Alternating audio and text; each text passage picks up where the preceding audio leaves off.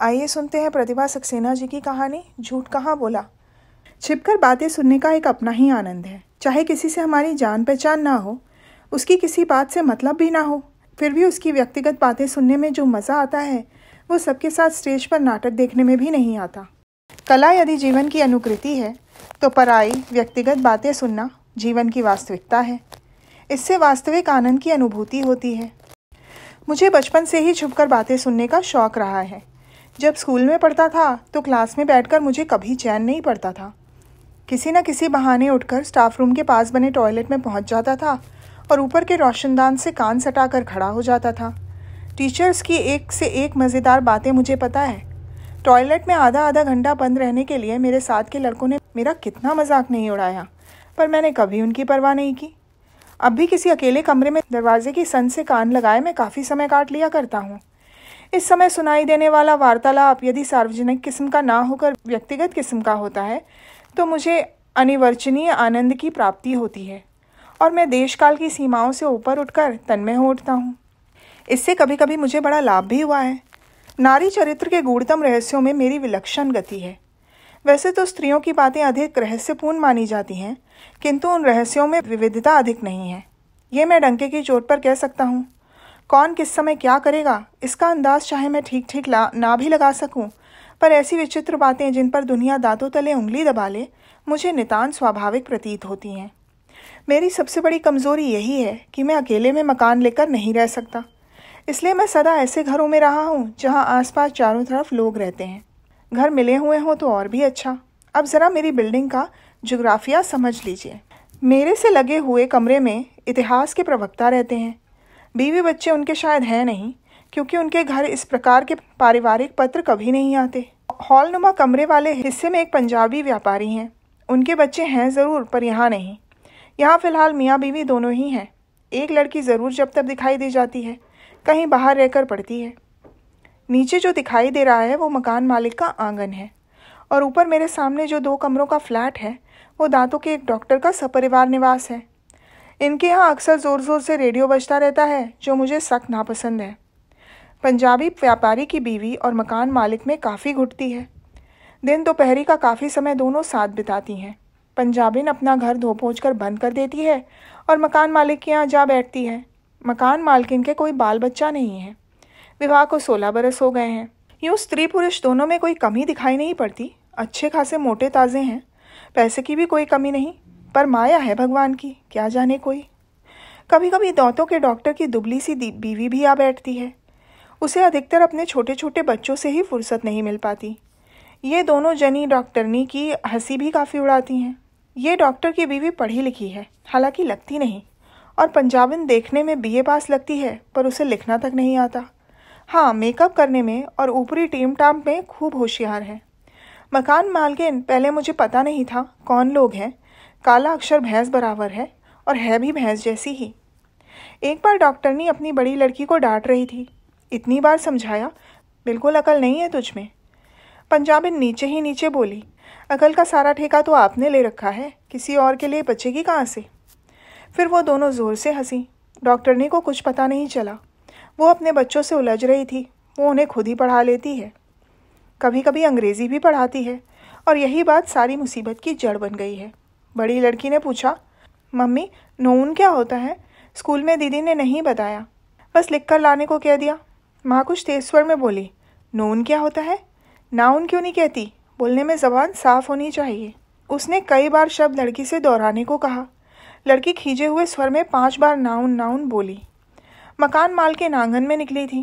कान में भनक पड़ी तो ठिठक कर खड़ी रह गई। कान खड़े कर ध्यान लगाकर सुनने लगी। ज़बान की सफाई की बात भी उनसे खटकी।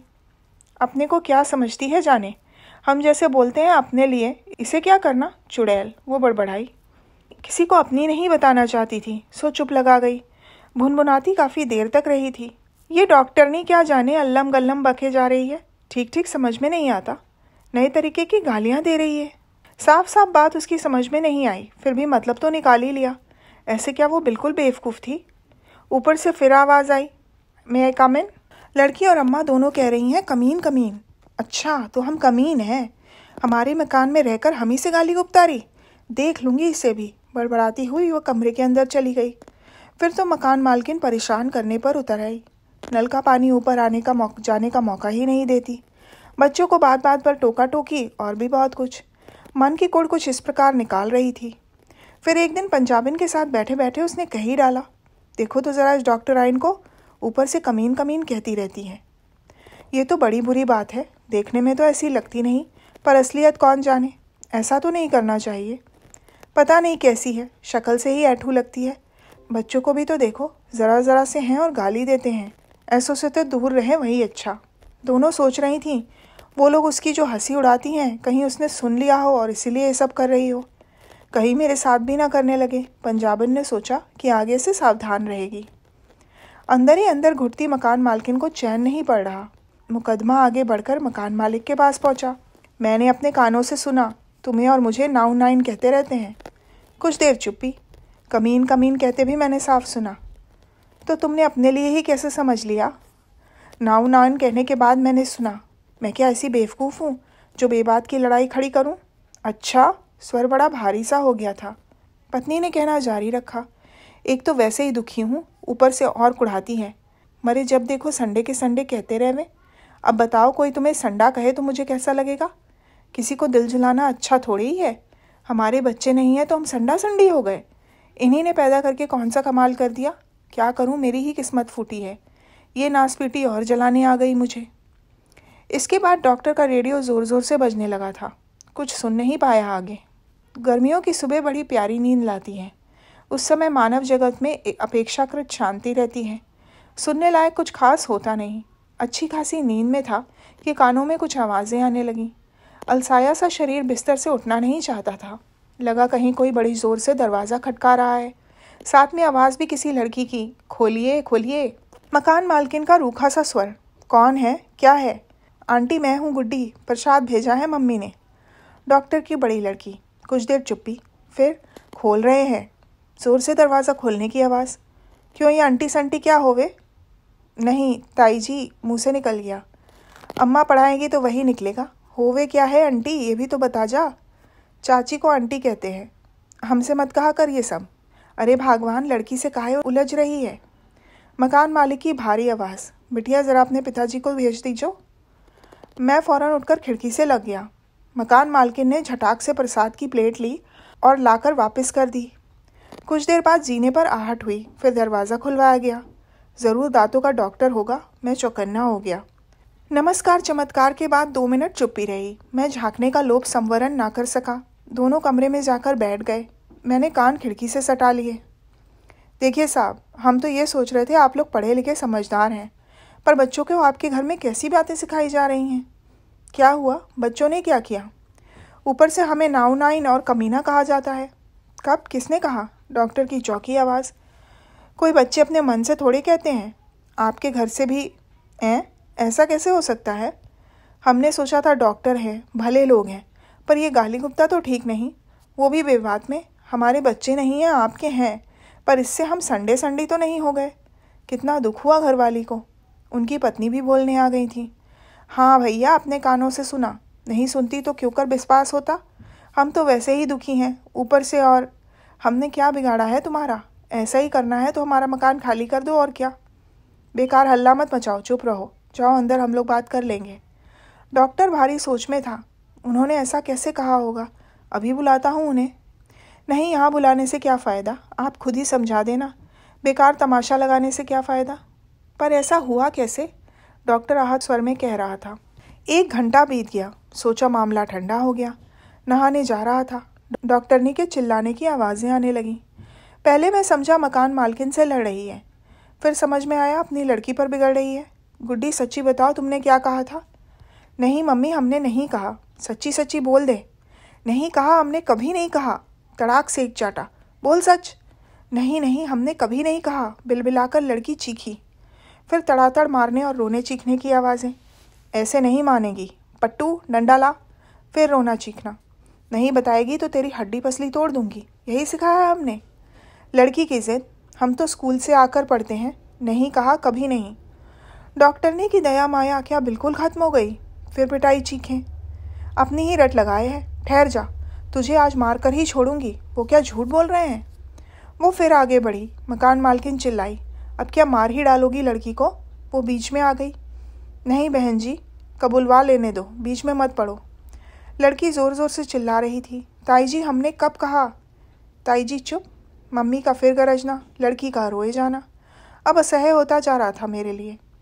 सामने सामने सब कुछ जानते हुए भी कह नहीं सकता। दुस्सह हो उठा तो मैं कमरा बंद करके बाहर निकल आया। बड़ी देर बाद लौटा तो डॉक्टर का रेडियो चुप था। लड़की की सिसकियाँ सुनाई दे रही थीं। डॉक्टरनी रो रो कर कहे जा रही थी, इतना झूठा नाम।